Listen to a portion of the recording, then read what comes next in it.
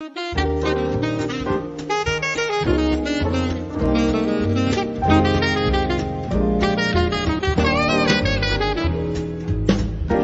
Portugal, there's a YouTube show full of fun facts you need to know. Carl rings the bell and the members show to the GMP morning show.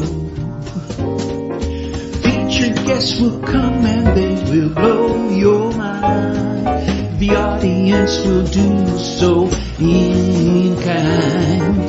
The little vanity mixed with some insanity on the morning show with GMP.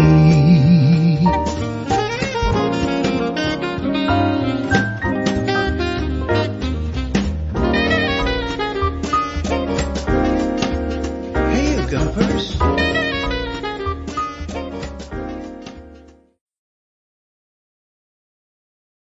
Hola, bon dia, alegria, Munson here with the Expats Portugal show. How are you today? Good to see you this morning. Ian, Deagle, James, the Slug, Thug with a mug, or Imperial in this case. T-Duck, thank you very much for all the fish and the dad jokes and the Portuguese thought and deep. Have we got a deep thought of the day in there? We've probably got some Yogi Berra action, I think. Anna, what a lovely picture you've sent us. Deagle, what? No swim this morning. A group in doing life-saving course in the... Oh, okay. Are you doing a bit of first aid, first responder type stuff? Tell us more about that, Deagle. It's a very useful and interesting work for the community. Stephen Wells, bon dia as well. And what do snakes? Look at this. I'm not going to even read the punchline yet on that, but the dad jokes are just getting more and more popular. Very good. Anna, good morning, people from Lee McGrady. We missed you last night. Didn't do any gardening yesterday, but I hope you had a great day yesterday, Lee. And another nice one today. It's a strange old day, isn't it, weather-wise? I think we've got more of that Saharan sand coming in, and that's indeed what the picture from Anna seemed to be saying this morning. I've got a couple of pictures to load up onto the screen for you. One I took last night, and I can't find that one, but I'm going to show you Anna's now. What do you say, Anna? Bon dia from my morning walk. Sahara sand in the air, but not that bad from Villarreal, Sant Antonio this morning. There it is. Well, I find my picture as well. How about that? How early were you out? People fishing, a gull in the sky. We weren't able to get to the bottom of what had happened to those gannets yesterday that Garvo found on the beach. 3 gannets, a mysterious death of 3 gannets. So, yeah, we're sorry to see what happened to those guys yesterday, but no obvious cause for that yesterday. And good to see you last night, Garva. Thank you for this lovely bottle of wine. I'm going to tell you, you can't see it at the moment, can you? There you go, just to the side of Anna's lovely picture there. I've got to tell you about a head-to-head between a Portuguese Chardonnay and a French one. Very interesting. Tasted a bit... I'm a bit... Jaded is too strong a word to use, but I was tasting wine last night, and I do want to tell you about what happened, because it's a victory for Portugal. It really is. It's quite amazing. All right, the next picture coming up then. You've enjoyed that for long enough there. A couple of people fishing down at VRSA there, and a gull flying against the Saharan obscured sky in the south of Portugal. Here's another one for you last night as I was heading into town to do that wine tasting. Here we are looking over the Atlantic at San Martino de Porto. This is my favorite descent into the bay, actually. Go along the back road and then you can end up in the quay, not literally, of San Martino de Porto. But yes, more of that Saharan sand action I think you see in that picture there. Isn't that beautiful? Marvelous. Okay, yeah, so very quickly then, because we got a packed show this morning, Nuno will be with us before 9. Yes, before 9. And Serenity's Dr. Michael after 9, and our favorite, the lawyer in Lisbon, Daniel Reis as well. So if you've got, I think James is already working on legal questions for Daniel. We were going to talk about corruption and the perception of corruption and what's being done about it in Portugal as well with Daniel this morning. If we get round to it, we intended to do that last time, but the questions were so good that were coming in from you. We didn't manage to get round to it. Let's line up your comments and chat before we go there. Let me just tell you about this. This is amazing.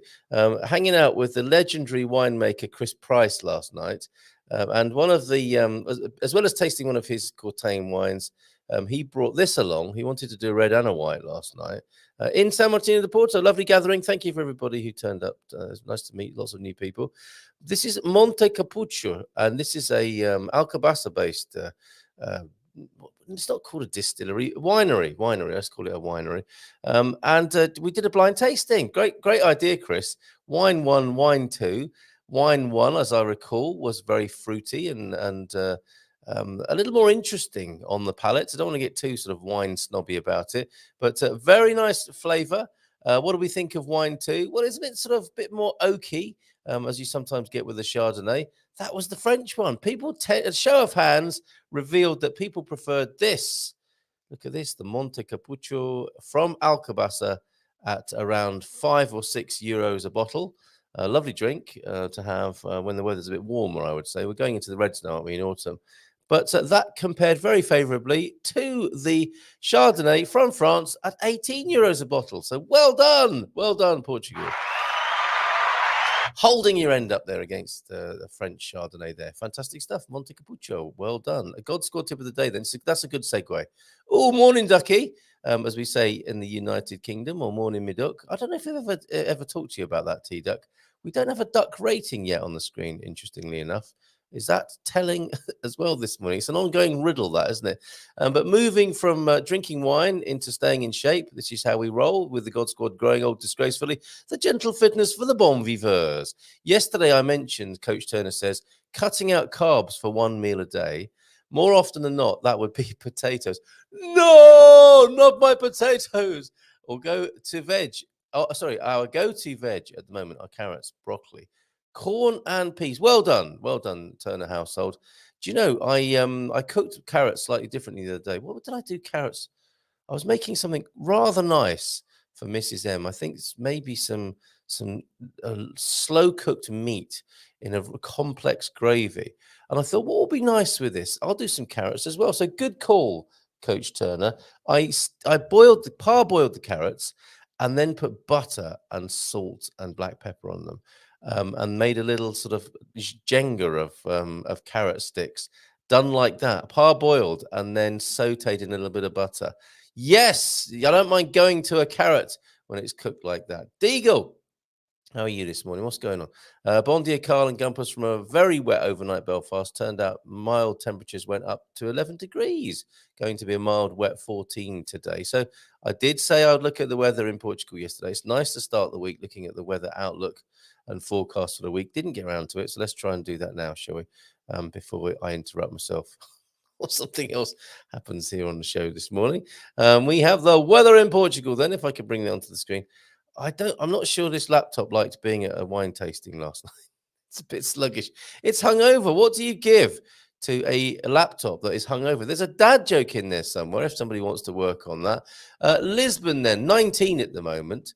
That'll be 66 in the Fahrenheit. You know what to do. Double it and add 30 for Fahrenheit, or take away 30 and halve it. And it will rise to 81. That's not too shabby, is it? In Lisbon, in the capital today. So we've got sunny days today and tomorrow, and then getting a bit cloudy as we go into the weekend. Porto, similarly, a couple of sunny days coming up, 22 and 21 the high. Still very mild, isn't it? On Thursday, a cloudy day, and then a 24-degree day on Friday, cloudy weekend, maybe a bit of rain on Sunday in Porto. Coimbra then in Central, 30 today. Can you believe that? The 4th of October. Oh, happy birthday to my sister. 30th of October. No, 30 degrees on the 4th of October, sorry. 28 degrees tomorrow, 31 on Thursday, and a really warm weekend of 32 and 31 in Coimbra, although albeit cloudy. Faro then down in the south, 24 degrees today, the high, currently 18, 25 tomorrow, a little bit of sunshine peeking out from behind the clouds on Thursday, cloudy Friday, and a 23 and 24 degrees Saturday and Sunday, respectively. There you go. I'll put the weather link into the chat just in case you want to have a look for yourself, because we cover the weather in all the principal districts and even the autonomous regions of the Azores and Madeira there. So a quick look at Azores. It was so nice to talk to Mark, wasn't it?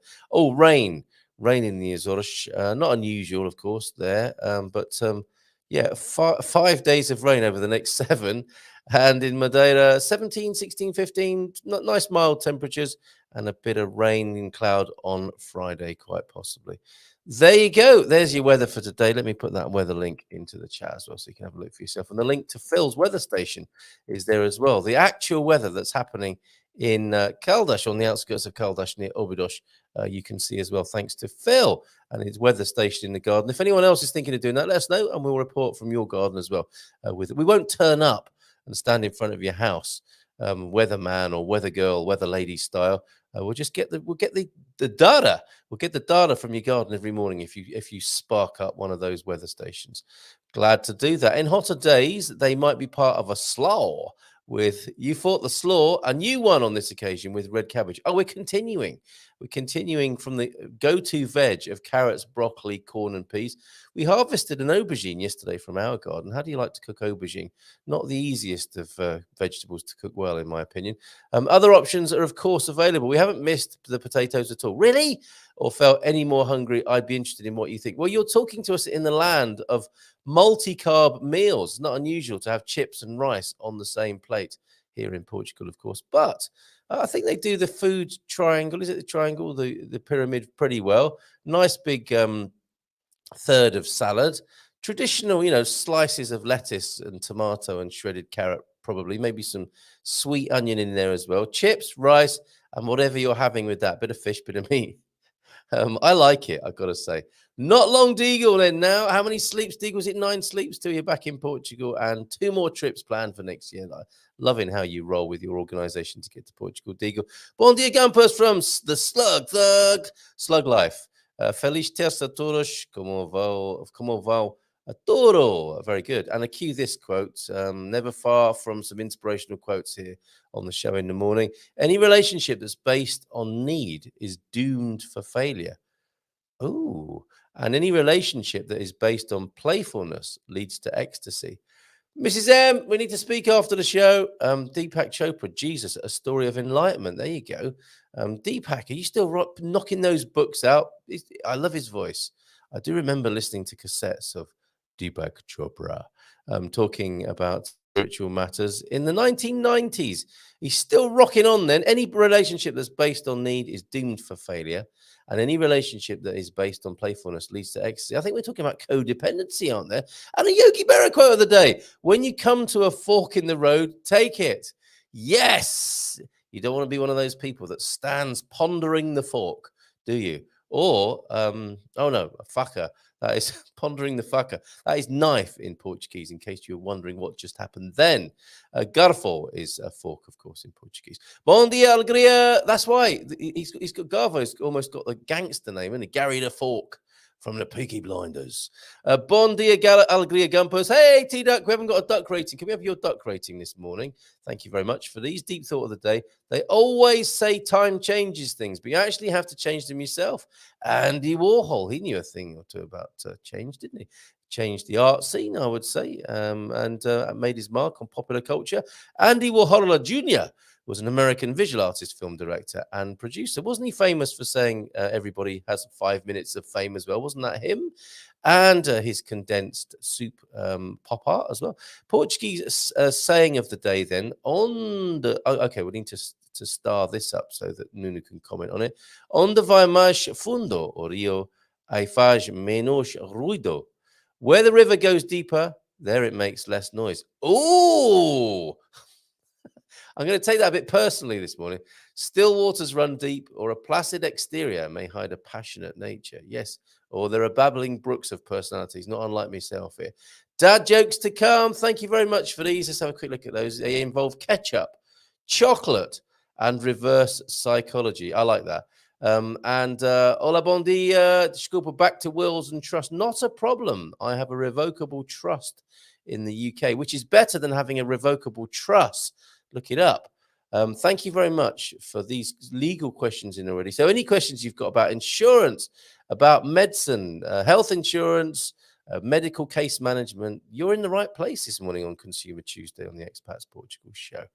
Okay, my assets are in... Oh, no, okay, so we come back to that for you to ask Daniel there, James. Anna, bon dia, todos from... Anna with a black sun emoji. Is that how you sent it to us, or has it been translated there? Your black sun emoticon there.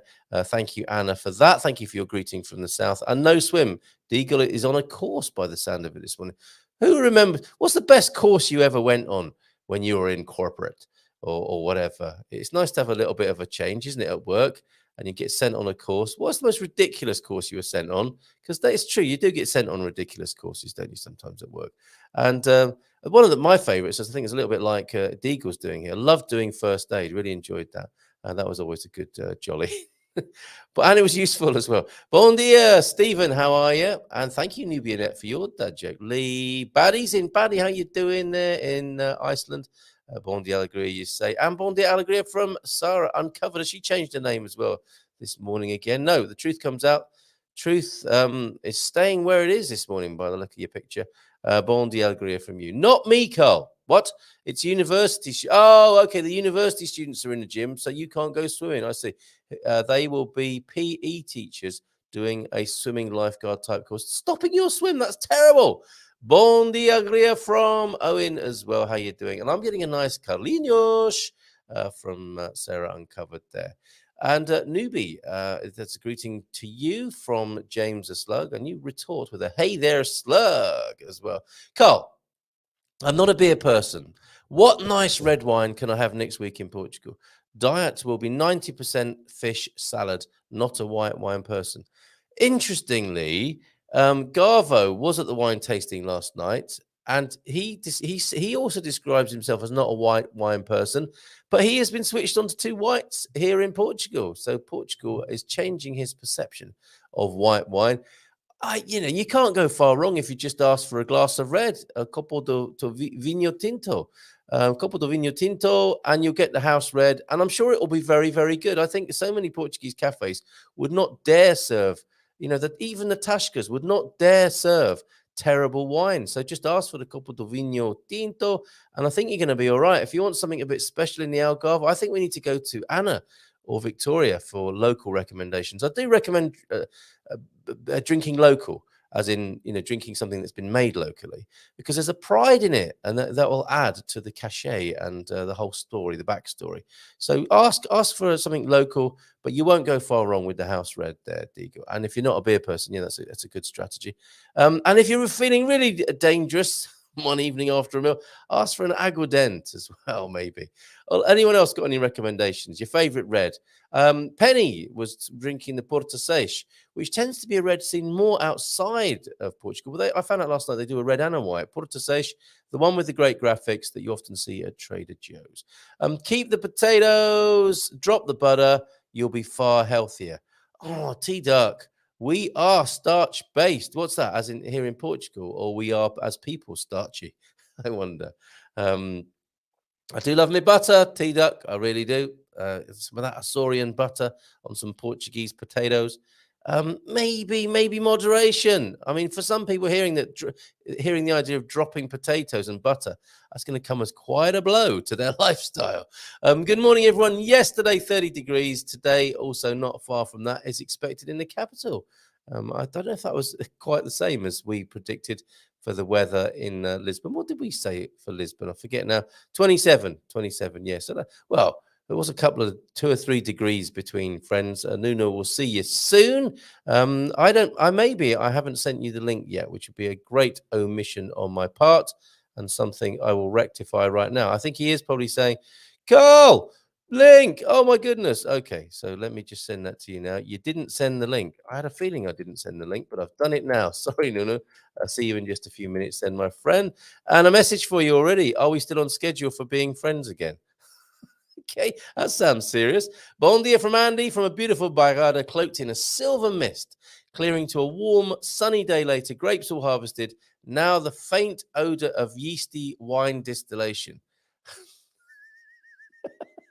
And they thought it was you, Andy. No, it's the wine production. Some of the best. To Deagle from T-Duck. Some of the best wines I've had here were 2018s from the Douro. That's a very specific recommendation. I like it. And the duck rating must have disappeared from your screen, posted at 6:14 a.m. My goodness, it's 2 duck rating this morning from the T-Duck. Deagle, My mum and dad are visiting Belfast this week. Say hi if you see them. How about that? Flying into Georgie Best Airport. And some excellent reds in neighbouring Alentejo as well. How's that Nuno got a tracksuit on? He's limbering up behind the scenes. I think he's got a very elegant black shirt on this morning. We'll come to him in just a moment. Oh, excellent stuff. I will give a live report next week on the wine. Well, more wine tasting. That's fantastic. And the very worst white wine we've ever had was a very expensive white Durham. Made the farmyard real ale seem like nectar from the gods. Yes, it's horrible, isn't it? Buying an expensive wine and it not being very good. The stakes are higher, of course. Ian Turner agreed. Most every wine I've had in Portugal has been great, except for one. It may have been bad, but it only cost $1.99, so didn't feel bad pouring it down the drain. I'd have cooked with that bad boy, I think. Okay, let's go then. Let's bring him onto the screen. Oh, look at you. I thought you had a tracksuit on, Nuno. You've got the branded insurance wear on. Nice. Can we buy this merchandise anywhere? No. It's not merchandising. It's only for our use. Only for the team. Okay, fair enough. Yeah. Sorry I didn't send you the link this morning. That's quite frustrating, isn't it? No problem. No. I know that you are always checking all the platforms. I don't know how you do that. You knew we'd get there. You knew we'd get there in the end, though, didn't you? So thank you for bearing with. Maybe you have a female side, because you can do multitasking, and usually they say that we cannot do multitasking. You rascal! I might, when we have a drink together, I might show it to you. Okay, I will blind. Honor my modesty and my feminine side there. Thank you, Nuno. I'm not sure quite what to make of that, but I'll take it. I'll take it this morning as a multitasking accolade there. Morning to Eugene. Hola, boa tarde. For you, of course, over there in the United States. I don't know what you think of this, Nuno. We're talking about Portuguese wine. We're talking about not eating potatoes, which would come as a savage blow. Oh, just a clarification. We still have one meal a day with carbs. You're not totally mad. I'm glad to hear it. The Italians make great white wine. The Portuguese, a little more Russian roulette. Yes, would you agree then? It's probably more about the red wine. If you want to stick to quality wine in Portugal, maybe go with the reds. The whites can be a bit patchy. Usually, well, at least for my taste, the Alentejo wines could be a more secure option rather than from other locations, because usually they are smooth than the others, and I like that taste of smoothness. Okay. Yes. Okay. But the Douro wines, they are developing a lot during the last years, and they also are reaching this sense of smoothness on the mouth.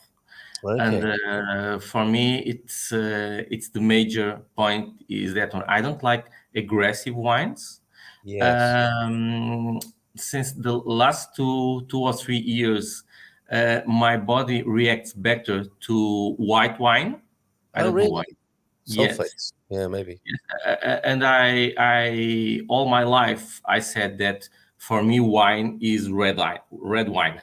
Yes, not white wine or green wine. They used in Porto region. Yes. Okay. But nowadays I prefer white wine. My body reacts better than against the comparing with the red wine. I see. Okay. Well, somebody did say last night actually that as you get older, in fact, what he said was there's a Frenchman actually. I met a Frenchman last night, so I was a bit on my guard because the French are very protective and I would say borderline boastful about their wines and how they compare with the wines of the rest of the world. He's a lovely bloke, and he actually said he was he's Anglo-French, half English, half French, but he sounded like a Frenchman to me. And he said, when I was younger, somebody said to me, as you get older, you will prefer a little bit more sweetness in the wine that you drink. And he said, right enough, that's become true. So maybe, that is going to happen for all of us, that we might like a bit more sweetness in the wine as we age as well as a consideration. You've got a bit of Spanish ancestry, haven't you? How is that rivalry with Spanish and Portuguese wines then? Is it the same sort of rivalry that you have with everything else across the Yes, I believe so. Okay, you're right. I believe so because Spanish people has a way of being in life, which is we are the one. Okay. Yeah, that's true. That's true. I'm half Spanish, so You can I say know it. what I'm talking about. Uh, and Portuguese is Portuguese people is more okay. Stay with the medal, and we keep living our lives. So Yeah, whatevs. You carry on. be We're just, happy. yeah. Have a great life. We're just being easygoing in Portuguese on the Sunday Yeah, lounges. yeah. I love that. Okay, so presumably same thing with wine. Yay, the wines! Here we go, Spanish wines. Rioja, yeah, Yes, the of course. Rioja region, and but well, Oh, superb, superb. Okay, if you're going to Belfast, we're talking about drinking in Belfast as well, because Andy's parents are over there, or will be soon. Tell them to do the international wall murals and the Peace Line wall tour, of course, in Belfast. Yeah, it's walkable, but 2 hours. Avoid the official tours rip-off. Oh, that's good advice wherever you are in the world, right?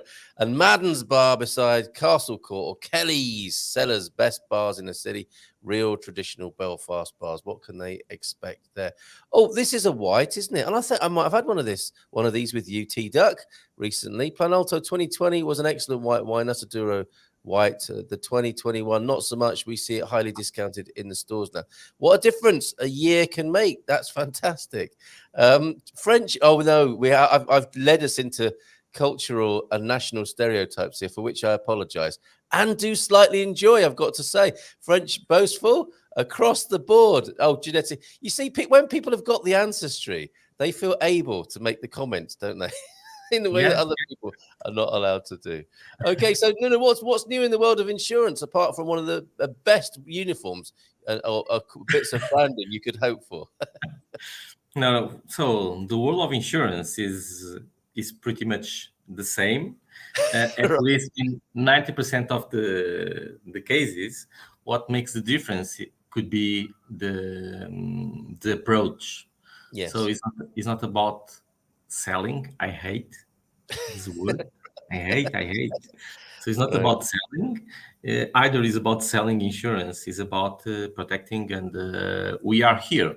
Yesterday, well, I could tell I could call a friend. He bought a drone for professional purposes and Oh, asked yeah. me for insurance about that, and he sent me a proposal that he received from one association of pilots, drone pilots. And I say to him, look, that offer is very, very good. And in case of a claim, you know that I'm here to help you. So it's not all about selling and so on. Okay. All right. So very nicely done. And actually, whilst we're on that matter, drones. You can't just go flying your drone willy-nilly around Portugal, can you? I mean, like you say there, your friend has to be insured. I mean, that's a pretty dangerous thing when it comes out of the sky and hits you on the back of the head, isn't it? I did a drone training course actually back in the UK, and it was great fun.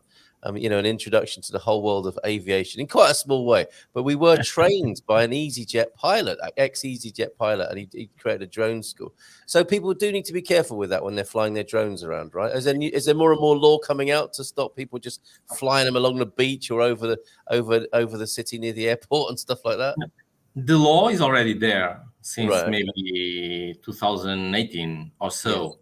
Yeah. And we work a lot with cinema producers, TV producers, and Yes. all. Sorry.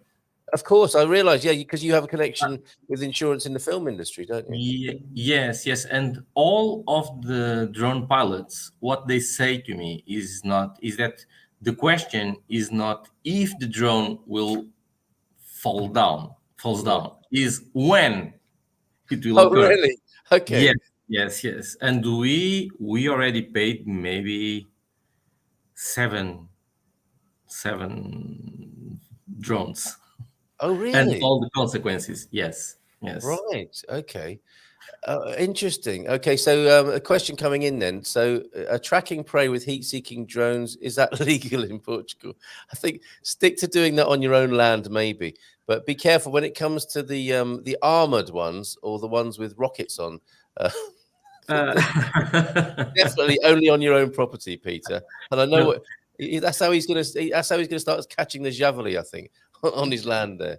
No, there are two points to take into consideration. Yeah. There are zones which is expressly avoid to put a drone on the air. Near the just airport. Near the airport, I'm guessing. also near the airports, but not only near the airports. So this is one situation, and the other is about data protection. Ah, of Because- course. Yes. Yes. I was going to say And maybe the nudist beach. That's the other place they don't like you flying drones as well. Yeah. So Pete has a lot of land. I believe that he will not face this problem, but need to take caution about this. Very good. Okay, we've got another special guest to bring onto the screen. Let's give him a round of applause. How about that? Dr. Michael is here as well from Serenity. Are you in the country or in Africa still, Michael? Oh, we need you to unmute. I'm going to try doing that from my end. Oh, we've got you now. Perfect. Where are you in the world? Middle. Hi, Hello. Sorry, I didn't catch where you were. I said in the middle, between Africa and other countries. Seriously? Yeah, you catch me every time, kind of off guard. Yes, and by the grace of great technology, here you are joining us on the screen. The dream team, some people say. Yeah, no, but you're talking about drones and attacking drones, and you bring an Israeli on the show. Come on. Can you do us a deal? No, okay, don't. You don't have to answer that. You do not have to answer that. It's great. Have we had you both on the screen at the same time? I'm not sure we've had this lineup before. Yeah, I think we did a did webinar. something though. We did, Yeah, we did something with the health insurance. Yes, maybe in a webinar scenario, but it's great to have you both here. If anybody needs to ask anything about the Portuguese medical system, this really is the dream team, the A team, and we love it when this plan comes together. To I don't know who's going to be who's going to be the Mr. T, and who's going to be the face. I'll let other people decide that. No, I think that Nuno is definitely face. You're right. And yeah, I can be this crazy pilot. I just did the license to fly some choppers. That's it.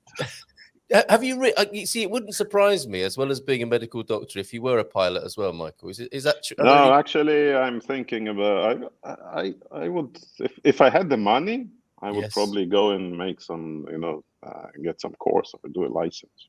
Really? If you had, and then I'll have some more money and I'll fly jets. That's right. And the reason he hasn't got much money, folks, is because he runs Serenity, which is such good value and such a low annual cost. He's never going to be rich enough to be a pilot at this rate. Michael, I'm never going to be rich because I chose to be a doctor. This is this is a problem. What an interesting comment, because a lot of other people think doctors are loaded. Is that not true? You want a personal story on the air? Yes, always. Okay. Personal story on the air. Once upon a time when I was young, much more hair. that's tough. Yeah. I was about to choose what should I do my specialty, and actually when studying I loved gynecology for the good reasons of it. Yes, well done. Surgery, obstetrics, whatever, and actually gynecologists make a lot of money. And then at some point I said, but gynecology at the end of the day, it's not true medicine. And I did my major mistake in choosing what to be, and I chose internal medicine because I really wanted to kind of be a doctor. Yes. And internal medicine doesn't make money. Right. What? Because it's too general? I mean, is it true then the more specialist you are, the more money you're likely to make as a doctor? Not necessarily, that. Well, it really depends where you work, because working in the States, for example, you can be pretty rich, I believe, but the prices are totally crazy. Yes. All your listeners and viewers probably can testify. But in general, I think that people who make money in medicine are either very unique people that really are specialists, the best in class, the best in the world, whatever, and people really are making pilgrimage to see them. Yes. Or surgeons. I think surgeons, procedures. This is what actually makes money. But leave that alone. Why? Like No, it's morning, right? yes, Why are you making me sad? Yeah, I don't know why we took that journey while people were having their breakfast this morning. But I did meet a medical. This is going to get worse now because I met a medical tech last night, and it turns out a medical tech in the States is like a roadie inside the operating theatre, sort of tuning the guitars and setting everything up so the surgeons can come in and the doctors and nurses can come in. And she was telling me about some of the procedures she's been doing. In fact, we're going out again for dinner tonight with the families, and I wanted to ask her about when you're operating on people, and she's talking about brain surgery and heart surgery. It must bring you a new perspective on life to see people in such vulnerable situations and see the inner workings of the body. But maybe you're right, Michael. Enough of that. As people are trying to eat their continental breakfast or whatever it is they're putting in their mouths this morning, we have a Shana Tova. I don't know if I've said that right to you from Shana Sarah. Tova. Shana Yeah, Tova. Shana Tova is Happy New Year in Hebrew. Okay. It's the era of Jewish holidays. Right. The Jewish year, the Jewish calendar. It started, a week ago. So we're kind of on the end of week 1 of the first year, 5,000 something. Shana Tova, then. Thank you very much for that, Sarah. So I would like to hear, there was a TV show a long time ago in the UK called Mr. and Mrs., where they would ask the Mr. some questions about the married life, and then they would ask the wife, and they would see if the funny thing about it was to see if the answers were the same. Match. If they matched, and sometimes they would be a horrific mismatch, and you would think, "Oh my God, what's going to happen to that couple?" And actually, we did this at our own wedding reception, had a bit of fun with that. Now, some people say within the world of medical case management and navigating the Portuguese health scene, Serenity and insurance are the perfect couple. The most glamorous of newlyweds in this scene. And I want to ask each of you, I'm not going to take you off the screen or make you wear headphones while the other one answers the question, but I would love to hear your complimentary view of how you see each other and how you see yourselves working with each other. So can I go to you first, Nuno? I think it's fairly recent history that you started working with Michael, but it's proving to be really helpful to people. Yes, definitely. Because we can know something about insurance, but definitely Michael is the one who knows about medical stuff and how to drive on between the public and the private sector and so on. So he already helped some clients of us, people that need a specific medication that they are taking on in United States, because the brand could have a different name. You are the one Michael, who know about this. So I don't know about this. And when people ask about insurance, sometimes they start asking about their personal situation, and we don't know about medical stuff. Okay, which is what you have to say when someone's starting to take down their trousers inside your insurance office. No. Okay, sorry, go on, carry on. Now, also, and sometimes we try to help, and we could forget this, but we are binded to what we do professionally, so we aren't allowed to talk about medical stuff. So Michael, this way, Michael is the one. Yes, sir, I moved him. Yeah, he's that the man. knows about that. Yes, indeed. And thank you for that, Nuno. What would you say, Michael, about the synergy between the two companies? Well, first, just to reinforce what Nuno says, at the end of the day, they're the experts of insurance, and we tend to know better the ways of medical care. And when choosing the insurance, and this is the very important thing, like you can choose an insurance and you can go online and buy some. The question is, are you buying the one that suits your needs? And we repeat it quite often. We're saying, guys, like when you're buying a new insurance, specifically in Portugal, when the insurance is not exactly as you know it from the States, Yes. it's not the same. It has a different modus operandi. It has a different structure. And you should buy an insurance. If you by mistake, so-called, and you get lucky and you buy the insurance that really suits your needs, great. But there are so many bits and bytes in it. Specifically for people that come already with some medical background. And many of our clientele, of our mutual clientele, are people with some medical background. It is important to see if the insurance that you've been offered, wherever it is, suits your medical needs. Would it make you feel really with a deserved peace of mind, or are you buying something that would not suit you when time comes? And this is where we kind of complement each other. Okay, we can say, look, we assume that you will need insurance for A, B, C, D based on your medical background.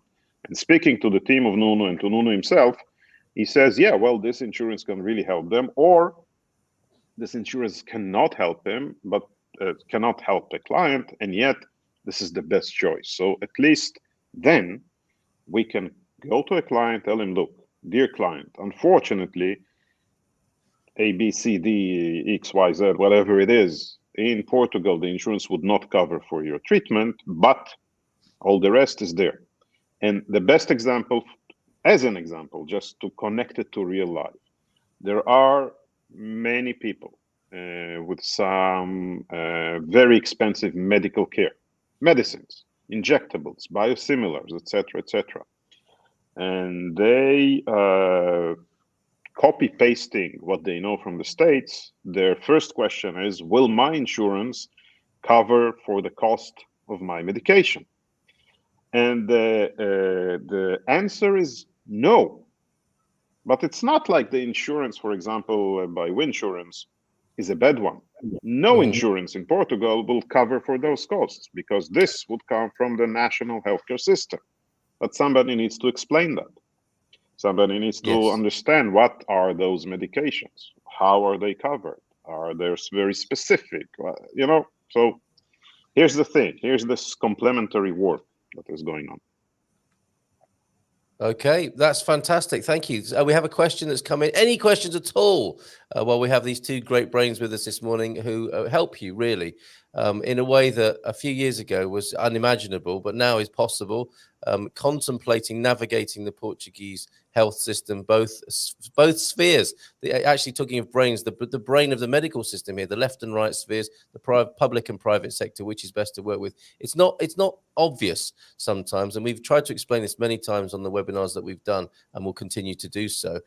So if you've got any questions at all about the Portuguese medical system and how to navigate it, get them in the chat now, as Pete has done. Question from Michael then. Since CEF announced that the pre-Brexit QR holders are not entitled to public health, how will that affect the many thousands without their cards yet? Have you noticed, Michael, British people are approaching you now with this plot twist in how the British people post Brexit are being treated here in Portugal?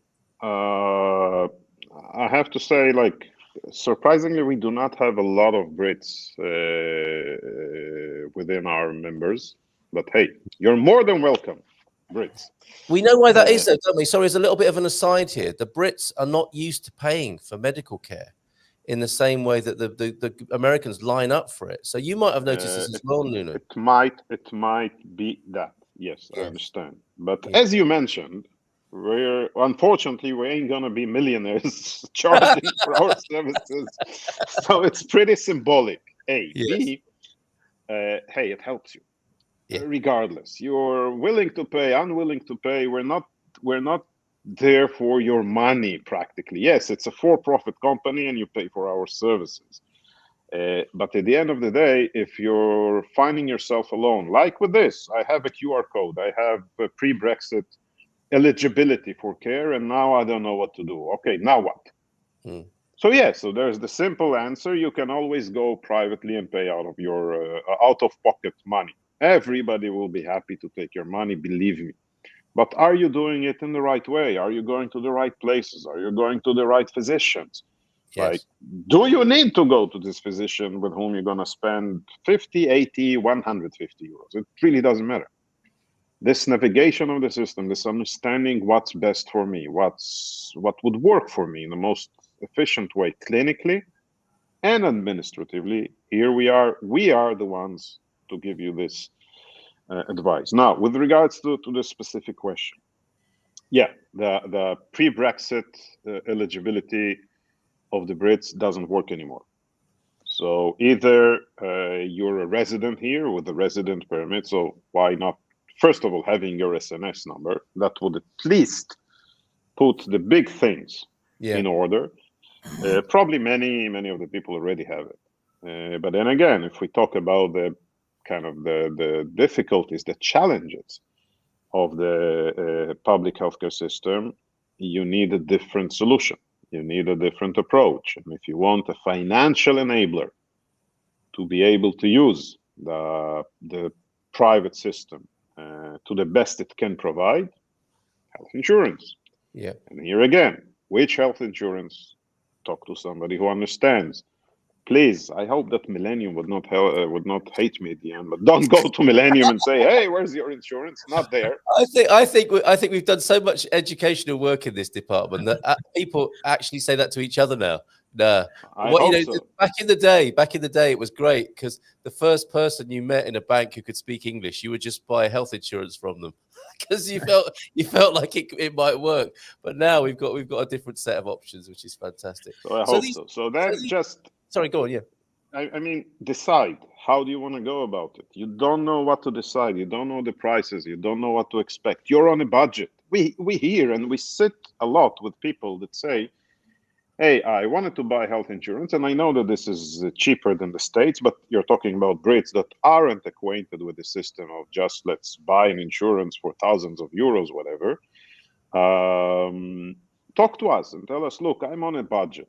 And I heard about that, and I heard about this, and I heard about health plans for 8 euros per month. Do they really work? Should I do it? Talk to us, ask us. Say, we're here to help, really. Yeah. Okay. Also, let me say that also, Michael and Serenity, they provide, let me say, like a shortcut when we need healthcare, because yes, there are maybe all the doctors talking English and the nurses, but one thing is to reach the accurate doctor. The other is feeling lost when enter in the system and start talking with the receptionist and so on. So Michael and Serenity, because they know about the healthcare in Portugal and medical providers, they also are providing the shortcut, the direct connection to the doctor or to the clinic or the hospital. If I'm not correct, Michael, please let me know. But this is my perception. You are. It's not only that. Look, the fact is, it's every day almost. If you don't know how to use it, and it includes Portuguese. I already gave this example, but it's never too much, I think. One buys an insurance. Even he went to the right person, to Nuno, bought an insurance. He has his card, but then he is kind of alone with this card. He has a plastic. And with this plastic, when he goes to the wrong physician day after day after day, he just wastes his what we call plafond. Okay, the kind of the capital that is embedded in your insurance. You waste it in vain. Maybe you don't need to do 3 MRIs a year just because you went to 3 different physicians and everybody asked for an MRI. By the way, many of them are just repeated. Maybe you just need to go to one very specific physician that we can arrange for you. This is the first thing. This is kind of the clinical pathway. The other one that Nuno was referring to is the admin pathway. We've had so many, it's funny. One day maybe I'll write memoirs. I don't know. Like, it's funny, like how people do it. They have an insurance. They're here. They go to Kuf or to Lush or to Luziadash and whatever. We scheduled an appointment with an English-speaking physician. But then there's a small obstacle on the way. The obstacle is called the reception. Yeah. And we're having a call. Hi, guys. I'm here at the reception of Kuf, whatever, like whoever. Okay. What do I do? Look, there's a reception there. Yes, but they would not talk to me. And that happens a lot. You come to a place where the receptionist doesn't speak English. That's it. How we do it. As said in Portuguese, acabou. Okay, you can't bridge this wall because there's a receptionist that understands that you don't speak Portuguese and she wouldn't talk to you English for whatever reason.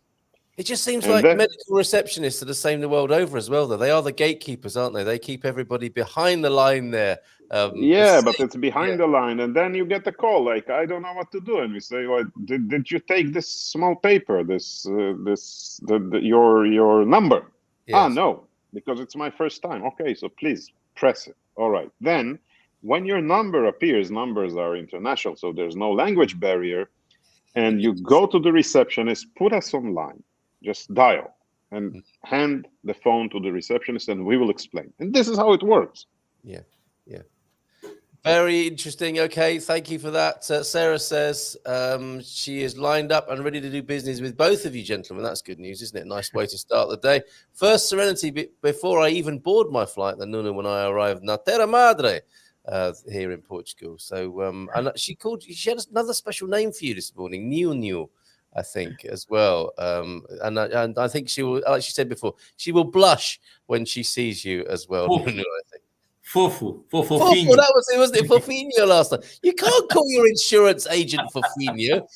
My family and I are buying a house. Another question then before we welcome Daniel on the half hour, our favourite lawyer in Lisbon who can answer all your legal questions this morning. My family and I are buying a house. We're at the insurance stage. Will we have a choice of insurer or policy with regards to life insurance, or will we have to go with the supplier that the bank offers? Sometimes you're tied into the bank, aren't you, with that? Yes, sometimes. I can confess that I didn't discover yet what is the strategy of the banks, because sometimes it's mandatory doing both insurances, the property and the life, with them. Otherwise, they left the life insurance for us brokers. Otherwise, the property. So I don't know what is the political or the strategy. So yes, we can provide both, but it depends of what the bank considers mandatory doing with them and without. Yeah, so you'll have to check with them, Baddy, on that. But certainly, Nuno can help if you're able to get your life insurance elsewhere. Yes, I'll call Jarvis. Fantastic. Love it when you speak Latin. I think you caused quite a flush of excitement when you said modus operandi a little bit earlier. Oh, sorry. I don't know. Okay. I think is that available on the helpline as well? I wonder. Okay. Look at this modus operandi. Antonio F, the scholar among us. Modus operandi status quo carpe diem in vino veritas. That's one of our favorites, isn't it? In vino veritas. Sine cano e pluribus unum. That's the Benfica. Honoris causa. I think, isn't it? Honoris causa. Some Latin expressions are still used nowadays. Quite right. Not wasted at school. I am thrilled, says James, that Nuno and Michael Insurance and Serenity are coordinating their services. I've thought this is a great match ever since learning about each of them separately. Very good.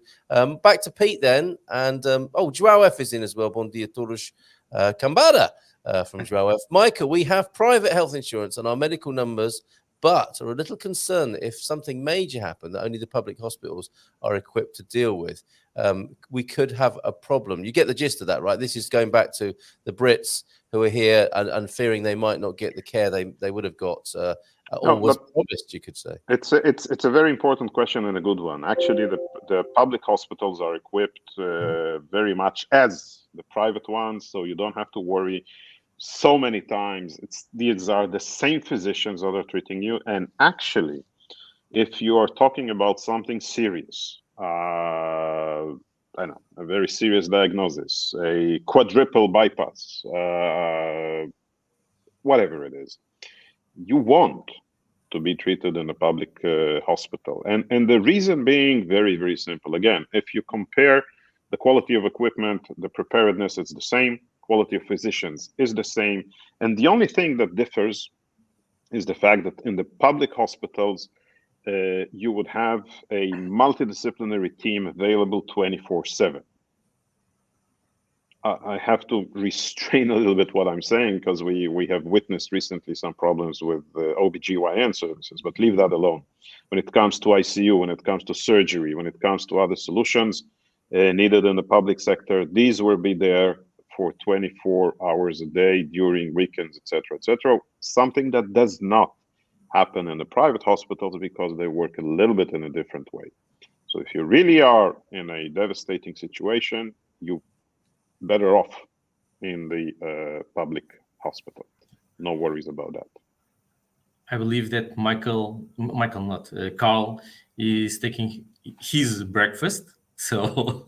Oh, really? It disappeared. Yeah. We are by our. Hey, no, we're the owners of the show. Let me compliment. Actually, regarding childbirth, I always heard about that.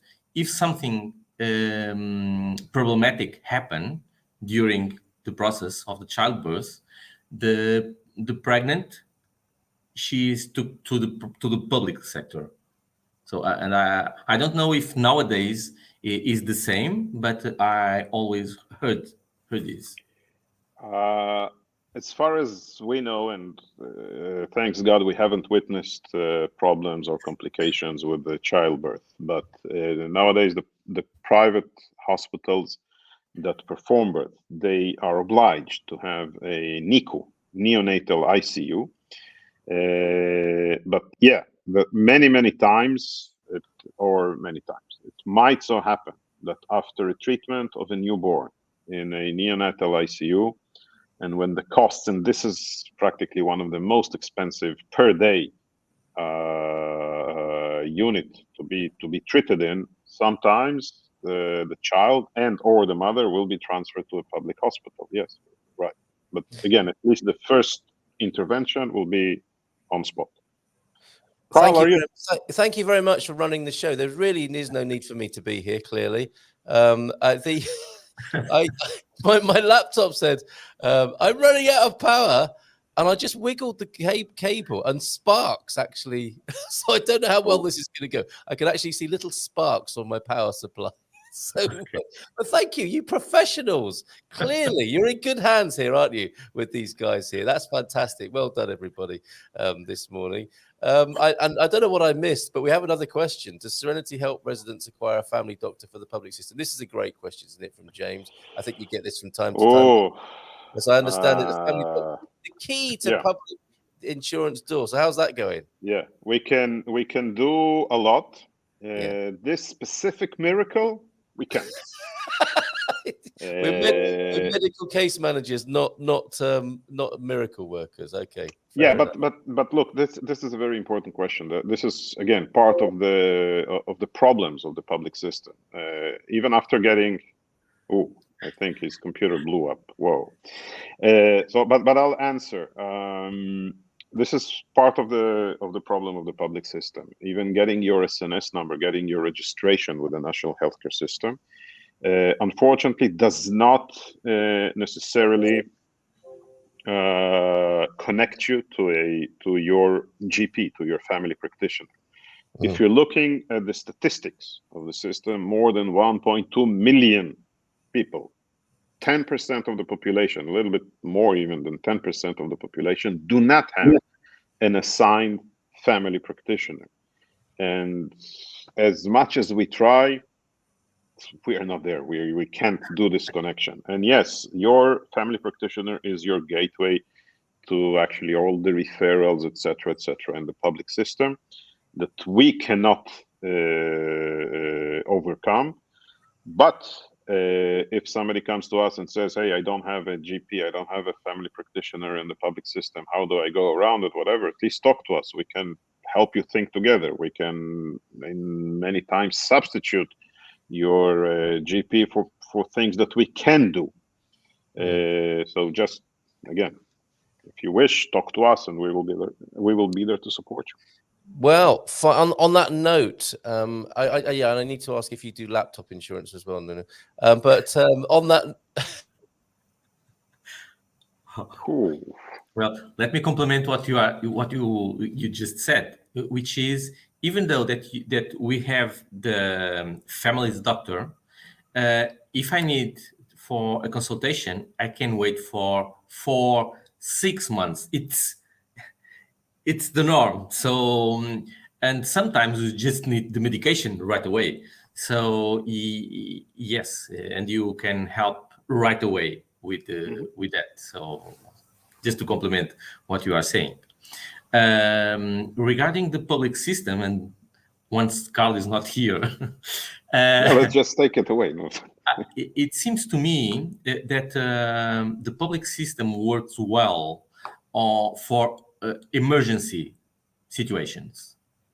But if we have the time, if we're not on the emergency situation, so I feel like we are just living there waiting for an opportunity, or to have lucky to be treated, or to receive the consultation, to have the consultation, or whatever.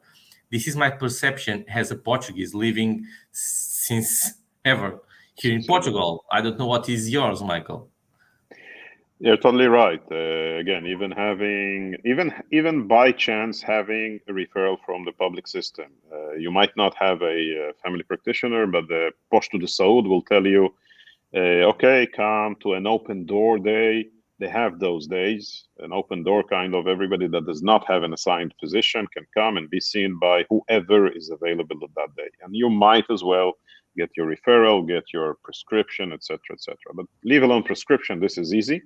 But you're getting now a referral to see an orthopedic surgeon in the public sector. You will wait, as Nuno said, for months. Not four, like 1, 2, 3, 4, like FOR, 4 months. And you will be sitting home waiting for something to happen, while on the background, there might be or not be a conversation between the hospital and the GP. Like, okay, you're sending somebody to an orthopedic surgeon, but we need x-rays. Okay. And you will forever be in this waiting position, you as a client, while the doctors talk between themselves or do not talk between themselves. And that's it. You'll never get to this orthopedic surgeon. By the way, it's a common knowledge. It's public knowledge. It's been written. If you read the reports of the national healthcare system, 25% of all referrals in the public system, 25% are in a state of limbo. Quarter of the people that are getting a referral to a specialist in a public hospital will never get there, because they're like, something is going on, nobody knows, nobody controls, and they just sit home waiting for their referral to be executed. Yeah, that's the truth. It's written. I haven't invented it. Yeah. Okay. So clearly, you need all the help you can get. And I mean, this is not an attack on the Portuguese health system. I think health systems all over the world are feeling this sort of strain. And you are among the best and most capable hands in the business getting help with medical case management and medical insurance, as well as every other kind of insurance. Baddy will be in touch with you. Thankful for your answer earlier on, Nuno. So thank you very much for that. And who cares about insurance, says Joel. I think he's being mischievous here. We're all going to die anyway. He's very unfatalistic. So eat, drink, and enjoy all of the other things I can't publicly say while he can. Ooh, what's up with him today? I wonder. Oh, he's feeling corrosive. Have we got a prescription for that, doctor? I think he probably needs to get some fresh air, doesn't he? Okay. Olive oil. Olive oil. If it's corrosive. And we've got some of the best olive oil in the world here. Gentlemen, thank you so much. Changes are afoot, so we are unlikely to be talking in this format in the mornings. However, I look forward to speaking to you both in a webinar setting again soon, and we'll carry on talking about how to engage in the best possible, most efficient, and least scary and stressful way with the Portuguese health system. And we'll be doing some for sure special interviews with you as well. So, Michael, safe onward journey to you. It's been fantastic working with you, as we have done in the mornings, and having a bit of a giggle about things. And similarly with you, of course, Nuno as well. We'll see you in different environments very soon. Thank you both so much. Thank you, Carl. Hello. Have a very pleasant day. Thank you. Thank you so much for having me. I have to unceremoniously remove you from the screen. Ciao, ciao, bye for now. Okay, we have Daniel waiting as well. After, let's bring him on. Let's give him a nice round of applause, I think. Daniel Reis, live. Hello. How are you? Were you enjoying that a little bit, weren't you? Yes, I was. I Having can some see computer you problems, huh? Well, it's more difficult for you now if I crash again, because you haven't got anyone else to talk to. That's it. Don't leave me alone, please. It will. Well, for sure. I can't guarantee it. That's the problem. That's why I was asking Nuno if he does laptop insurance. It is the most bizarre situation. I'm sitting really still by my laptop because I think I've got a slightly difficult electrical connection this morning, and the battery is going. So if I do disappear, feel free to say goodbye to everybody and just leave the show hanging there. Turn the light off. And feel free to exit, Daniel. I don't want to put you in a difficult position this morning. Fair enough. He's here, everybody. How you been? Quite all right. Lisbon today is suffering from the Sahara Desert dust, so it's a bit cloudy. It's strange. It almost seems like Dune when you see the movie, all that scenario of as we are in a high floor, you can see the whole city from here. And I even took a picture this morning, and the dust from the desert is really taking a toll in Lisbon. Yeah, and we can see we've had one from the south this morning. It's that kind of atmosphere you're talking about. And even last night, looking out over the bay at San Martin de Porto, we had the same sort of effect yesterday evening. So yes, my perception is that this is becoming more common. So it's probably connected with climate change or something, because 10 or 15 years ago, this happened once or twice every 5 years, I would say. And now it's probably the third time this year that we're having the dust from Sahara. So this is a new reality, I would say. Interesting. Cheaper than sunscreen, though, right? I bet. Always look on the bright side. Well, you can't because the sun is obscured. At the moment. So any notable changes or things we need to know about from the world of law, specifically in Portugal? Well, there's one actual really important change, and it was, or at least in my perspective, it was all the measures that were taken during the pandemic, and one really important one were reverted, and this is connected with evictions from properties. If you did demonstrate that, or the tenant did demonstrate that he was in a social situation that would be harmed, they could not be evicted, even though they were not paying rent. So since around April 2020 until now, there were a lot of tenants that just stopped paying rent, and they were just trusting that the law would carry on as it did until now. So I do think that the panorama on evictions will change, and people will be able to evict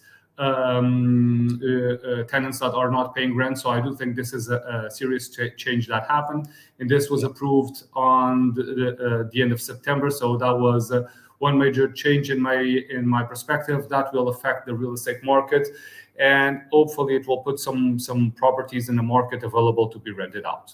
Interesting. And is this because the consensus is being felt that actually, although law in Portugal is very often in the tenant's favor, it has perhaps gone a little bit too far? People could just stop paying their rent and not be evicted? Well, I do understand that to avoid people getting evicted during the time of adaptation, once we were all adapting to this new reality of COVID, and that you didn't want people circulating in the streets, this law did indeed made sense. So if the law was in place during the full year of 2020, I would understand it, even in the beginning of 2021, but it's almost at the end of 2022, and we have this draconian law that impeded people to be evicted, even if they were not paying the rent. And the landlords are not social security, and social problems should be dealt by the state and not by the landlords. So this was creating a distortion in the rental market, because people that were not serious, so tenants that were not good tenants, they would just stop paying the rent because they knew that the law was in their favor, and that even though they were owing a lot of money, they could not be evicted. So this did create some situations from clients that I do have, that we have everything ready to have the eviction done, but the courts would simply not approve it because the tenants would be in a social situation that would not allow it. Yep, I think that Carl is having problems. I'm trying to see if there's any questions that I can answer on the comments. So feel free to pose some comments over there on situations that you'd like me to address, and I will try to address it. But it seems that Carl is having a bad day today, unfortunately.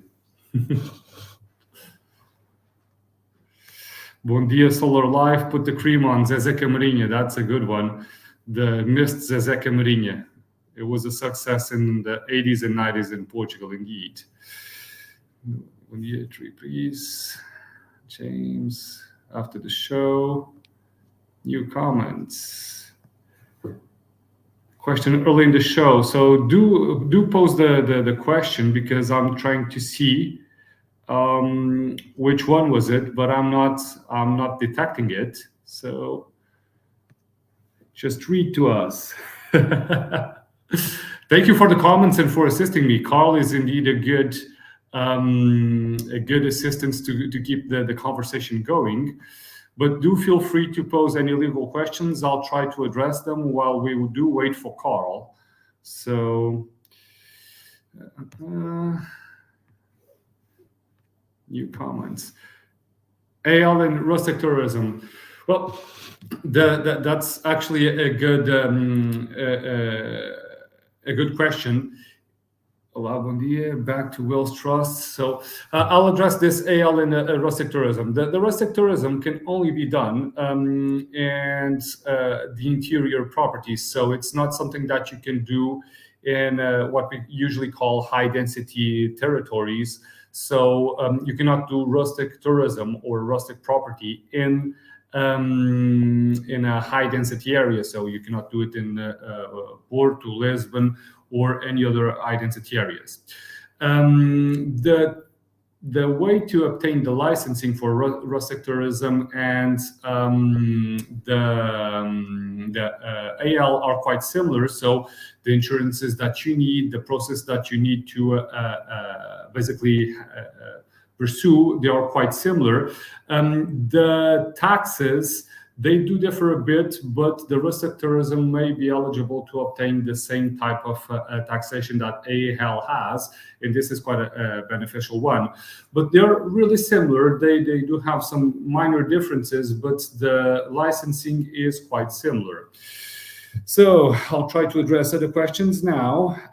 What about the difficulties in driving in PT legal system versus foreign experiences? Well, the driving in Portugal, especially in big cities like Lisbon, is an experience because people don't have patience. They drive fast and they simply don't care about the rules as they should. The main criticism that the majority of foreigners do have is that Portuguese roads are not well indicated, that they're not well signaled. So the motorways, they are quite all right, I would say. But once you get out of the motorways and you go to a small village, then you should rely on GPS and on Waze, especially Waze. I do use Waze quite a lot because it's good to indicate perils in the road. If you have any speed traps and things like that, so do use Waze quite a lot. What we're facing in Portugal at the current moment is a big delay in swapping a driver's license, but you're probably aware of that. So it's a difficulty that our system is creating is in swapping the driver's license. But apart from it, I would say that Spain, Italy, Portugal, they do provide the same type of driving experiences. So I have a slug tug with a mug. I have a revocable trust in the US and all my assets are in the US. If I'm fine with the Portuguese laws regarding and life and assets and distribution of assets and want them to be applied instead of my trust, do I need to do anything legally for Portuguese law to be applied, or do I just do nothing with the Portuguese law will automatically be applied? Well, if the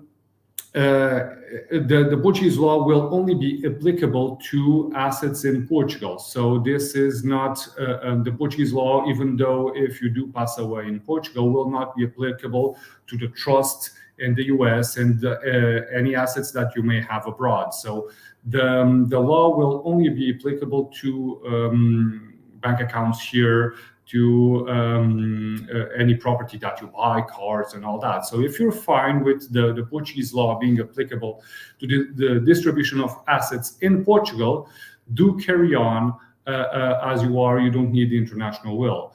If on the other side, you do wish to have the Portuguese law basically stepped away from the being applicable, you will need to have the international will, as discussed previously in this show.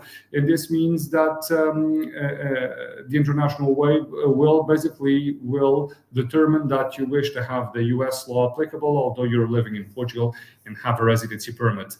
But if you do have any questions on this topic specifically, do drop me an email and I will try to assist to the best of my knowledge.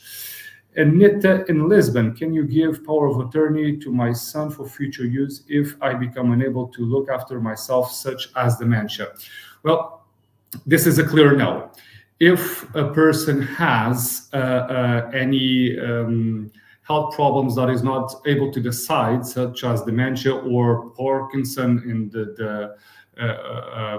when it gets more profound, Parkinson and other type of mental illnesses that will affect the will of the person, this means that the POA should not be used, the power of attorney should not be used, because the power of attorney is something that allows the attorney or the person that has the powers to act on behalf of the person that provided the document. Therefore, if the person has dementia, there's a legal process in Portugal that can be kickstarted in the legal courts here, and that will determine someone to accompany the person that has a mental problem. So my advice is once there's a POA in place and that person has any type of mental illness that will prevent her, to state the clear will, then that POA should be considered revoked and not used. What else? João Ferreira already said this before, but we know of medical cases. This is from the previous posts that UK will overrides the PQ will. Well, Paul Richards, the answer is international will for your Portuguese assets. So if you want the Portuguese law to be completely overridden, it's to have an international will stating that the Portuguese law will not be applicable and that the UK law will be the one applicable. Hello, Colin. Colin, where are you? I just lost you, Colin. Recommend a tax specialist lawyer for my capital gains problem with Villa Vista. Drop me an email, Colin. I can recommend the people that do our accounting or some other accounting firms that we work with. So we can do that recommendation, and you can indeed talk with someone that will be able to assist you. So drop me an email, and I will put you in the right direction. Hello, Moon. Back on the show to make me company. You're muted. Yes, go. I left, and because you are here alone, well, Thank you. again, and I you do are appreciate doing the it company. very well. So keep going, Daniel. Well, I was just reading the questions, and if you do have any other questions, feel free to put it in the comment and in the comments over there, and I'll try to address it. We will wait for Carl to get back, and Nuno, I don't know if you have any legal situations that you want to cover. Feel free to ask. Regarding the question that I did is because that I posted is because some people ask us for how to get advice because I believe that the laws are very different on United States comparing to Portugal. Correct. And sometimes our system, especially the Portuguese system, which is everything runs so slowly, and it's for me as a Portuguese, I can confess that I'm scared about the Portuguese legal system. And my youngest daughter, she is studying legal. What is the for a lawyer? But she don't want to be a lawyer. And she will take the bar association. No. She's studying yet. But I don't know how to say in English studying law. She's just studying law. Okay. So, what about all the differences and what challenges for you or to you as a lawyer you face? Hello, Carl. Hello. You guys are such professionals. I can't believe it. Well, I can believe it. That's amazing. Oh, incredible. Thank you so much. What a trooper you are, Daniel. And Nuno, I just saw you in the green room, as it were. I thought, I know, while I'm getting ready, if I put Nuno onto the screen, he'll definitely talk to Daniel. Well done, guys. Thank you so much. Brilliant. Well, I left you, so just trying to. What were you talking about the legal system in Portugal? Well, the question that Nuno did was the challenges that we do face in our legal system, especially being so slow. And indeed, this is one of the major problems that we do face in Portugal is the system being slow. And this sometimes does discourage, especially companies, to come to Portugal, big companies to come to Portugal, because they know that if they do need to resolve something in court, this will take a long time. So what I usually provide in terms of advice to the 99.9% of our clients is try to settle before going to court, because we usually have a saying in Portuguese. This will not make a lot of sense in English, but you might as well have bad settlements than a good court dispute. And this is true, because a good court dispute may be very fulfilling for the lawyer, and we may feel that we won and it was brilliant. But if the client has this 5 years from the dispute, then the effect is not the same. So if you can settle before going to court, and I usually do try this, and I try to push a settlement with the other party as much as I can. Sometimes the parties are so divergent that we do need to go to court, but we try to avoid it, and we try to settle and try to really pursue the other party to settle, because otherwise just going to court is a battle that will take a long time. Sometimes just to have the other parties notified, you can take more than a year if the address is not correct. So the letter will go back and forth, and then you have a public agent going and knocking on the person's door to try to notify the other party. So it gets messy when you go to court, and I usually try to avoid it. It's a bit strange how the lawyer is stating, if possible, don't go to court, but at least this is my position. Avoid going to court as much as possible. Otherwise, it will take time and money. And even if the case is won, at the end of the day, you may have a situation that the result will take so long that will not be a working result. And Carl left us again, it seems. No. I'm here. Was I? Did I just look frozen? Yes, you did. No, I was listening. I was listening intently, and I think the questions. I think we can do those, but I think there's a resonance here with medicine, isn't there? I mean, all good doctors would presumably say the same thing. Let's not get you in surgery. It's a last resort, and perhaps it's the same in law. A great lawyer will tell you it's a last resort. But there's and again, making the parallels between the institutions of health and law. Speaking seriously now, João F has changed his tone a bit. The NHS in Portugal is slower than most private hospital chains, but when things get tough, public hospitals are the ones you can count on ultimately. I do agree. And I'm making the general point here that the health systems of the world are under pressure, particularly with what we've been under in the last couple of years. And surely the same is true of the law. In the courts of the world are backed up, aren't they? It's not. Yeah. Where is the great example of a smooth and easy legal or health system in the world right now? These are very challenging times we're in. So very, very thankful for your counsel, legal and otherwise there, Daniel, on this.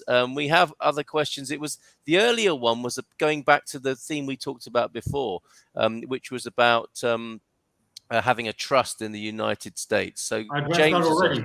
You legend. I was on the NHR one, I think. Yeah. Let me just double check. It was how easy is to obtain the NHR. I can't remember. Well, there's another one here. Let me find those, because you've got a fan here. We know that Rugby Colin loves you. Can you recommend a tax specialist lawyer for my capital gains problems? Is that a good problem to have? It sounds like a good problem to have. It is a good problem to have, but I did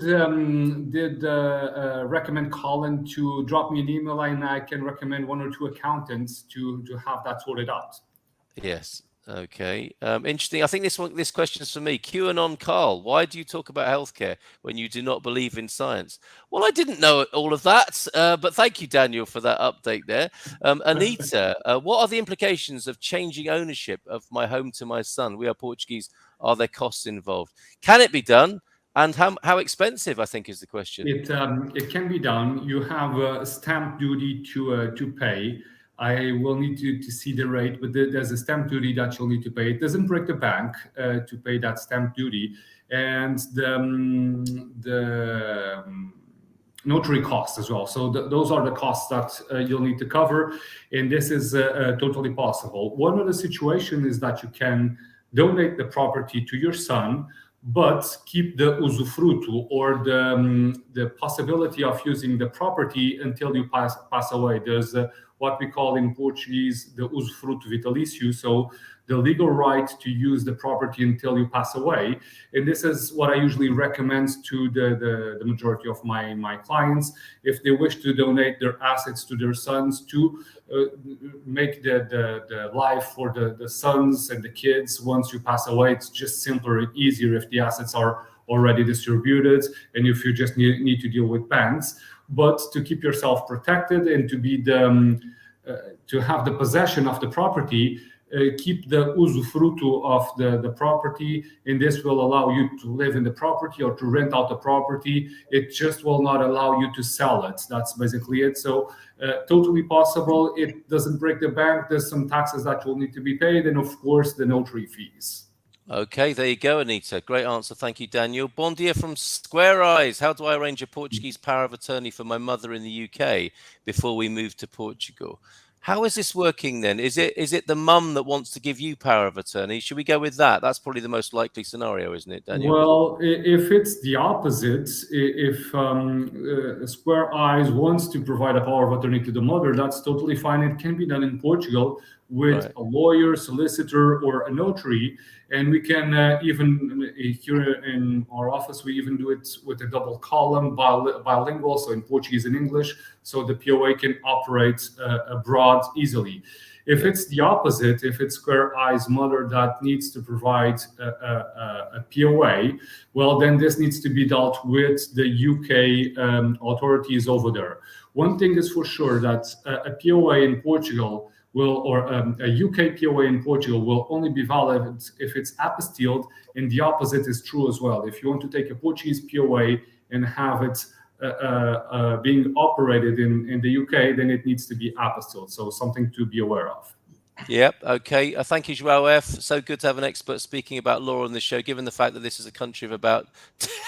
João F is in a special kind of mood this morning, isn't he? Yes, He really is. A proper question. I have a property which I rent on Airbnb. How do I go about registering the property for tax purposes? The site is all in Portuguese. Okay, well, the registry for Airbnb does entail having the property registered previously. So if the property has an AL number, almost for sure it has been registered in the Portuguese website for doing this activity.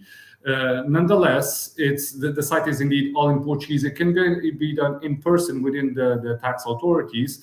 But I would say that a good portion of the employees in the tax authorities will not speak proper English. We have done this before to our clients. This is a procedure that we can do electronically if we have the access codes, the NIF, plus the password of the client. So we can do this electronically if needed. So drop us an email and we can assist you with that. But either via the website or in person, you can indeed register the property within the tax authorities and start invoicing to have all as it should in terms of the taxation here in Portugal. That's terrific. Thank you very much. One last one then for you. I can't actually find it, but I'm calling it to mind from my memory. Pete was asking about the difference between alojamento local, the AL, I covered and the that already. Rústica. You've done the Covered that Rústica. already. Yeah. Oh, what was the answer? I need to know the answer to that. Well, they're quite similar, and the procedure is indeed similar. So to obtain the AL or the rustic licensing Airbnb, if you want to call it, the procedure is quite similar. The insurances are quite similar. So it's something that only differs in the location, and the rustic tourism is only allowed in low density areas. So they're about the same. They just have different legal names, and the differences are in the details, but the details will not matter for the main scope or purpose of the two licensing. Okay, I dare say you've covered this as well. Thank you for that, Daniel. I dare say you've covered this as well. Yes. Yes, okay, because this is a perennial. And Paul, thank you for being here this morning and asking that.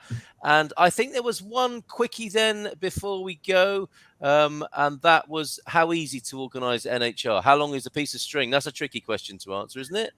Well, this was the one that I was about to address once you got back on board. So basically, to obtain the NHR, you need first the NIF, the Portuguese tax number. Without the NIF, you cannot basically obtain the non-habitual tax resident regime. And the second thing that you'll need is either a residency permit in Portugal, so something that will demonstrate to the tax authorities that you are indeed living in Portugal, or property purchased in Portugal that will be for your own habitation, so habitação própria permanente, so something that will demonstrate that it's not a secondary home. You will need as well to change your tax address to Portugal. So it's some people do request me, well, can I have NHR and carry on being a tax resident elsewhere? This is not possible. Or a rental agreement in Portugal for a year or more. So it's one of the three things, or a rental agreement for 1 year or more, or property purchased in Portugal, or the residency permit. And this is basically to make you a tax resident. And once you're a tax resident, the NHR can be requested online via the web portal. There are some details in the request of the NHR that if they're not done correctly, this may lead into an unsuccessful request, but it's something done electronically, and at the current time it has an approval or an automatic approval, so it's fairly easy to obtain the NHR. The part of obtaining the tax residency, sometimes it may be a bit trickier, because once you arrive to Portugal, you may not have the necessary documents, and this is usually a rental agreement that is 1 year or more of duration. So this is the trickiest part, I would say, not obtaining the NHR, but obtaining the tax residency. There you go. Have you learned a few things this morning, Nuno? Yes. And guess what? You've been given an award, you two. Lord Gilchrist, who asked that question, says Daniel and Nuno are the best guests of the week. How about that? Thank you. So well done. And I would agree, not leaving out Michael. Michael was fantastic earlier on. And I extend my same thanks and sense of joy about working with you, Daniel. Things are going to be changing, as we've said earlier on in the show, and we'll be saying this week. But we'll see you in different environments, webinar and special recordings that people can watch, very focused recordings on the Expats Portugal YouTube channel. So it's been great working with you both this morning, especially this morning when you legends stepped in and ran the show for me. So I really appreciate that. I can't give you a round of applause. I'm in a different room on a different computer, so I can't do that. But let me just give you an organic round of applause. Thank you so much. Have a great day in Lisbon, both of you. Ciao, ciao. Thank you, Carl. Thank you, Nuno. Ciao, ciao. Bye. Bye. There they go. And on the screen, you saw RP. That's Reis and Pellicano. And you'll find the law firm Reis and Pellicano, of which Daniel is a principal, in the business directory. expatsportugal.com/business directory. And of course, Winsurance and Serenity are in there as well. Best Guest of the Week award. How about that? Amazing. Amazing show this morning. We rolled with it. I very nearly let it get to me. You can't imagine what was going on behind the scenes here. And it's not true. I have not got tired of you and just left. It was purely a technical issue, and quite a challenging one, I have to say. So I hope we got to all the questions this morning. We have a few dad jokes, of course, too. And I can't do my ba-dum-dum, although I have got some musical instruments here in the resource room, the craft room here. Let me just do these dad jokes for you before we go then. Michael Heron tomorrow, ask anything about Portugal Wednesday. I rubbed ketchup in my eyes. Now I have hindsight. That's good. Which pronouns does chocolate use? Her, she. That's good. And I wrote a book on reverse psychology. Please don't buy it. There you go. People rushing out and logging on to Amazon now to try and buy your book, T-Duck. Thank you for those. Put the cream. One of my favorite comments. Zé Camarinha. Put the cream. Okay, fair enough. I don't know if you want to take that advice or not this morning, anybody. Get advice before you put the cream. We've had the best professionals in the business here this morning. And I got called QAnon, I think, this morning for the very first time. Another interesting. Good morning to you, Dan. Thank you for tuning in this morning. I got called QAnon Carl this morning as well. There's a turn up for the books. Okay, I hope we got to everything.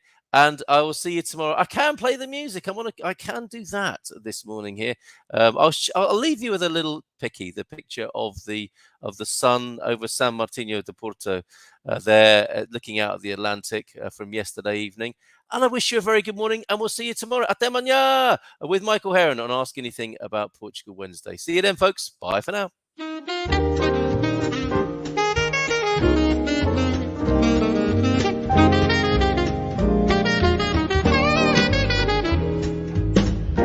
Portugal, there's a YouTube show full of fun facts you need to know. Carl rings the bell and the members show to the GMP morning show.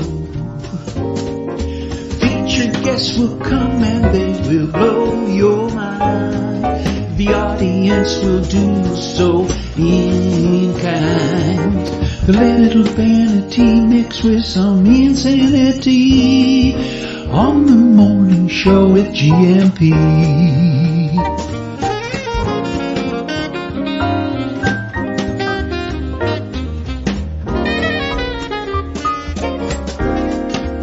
Hey, you gumpers.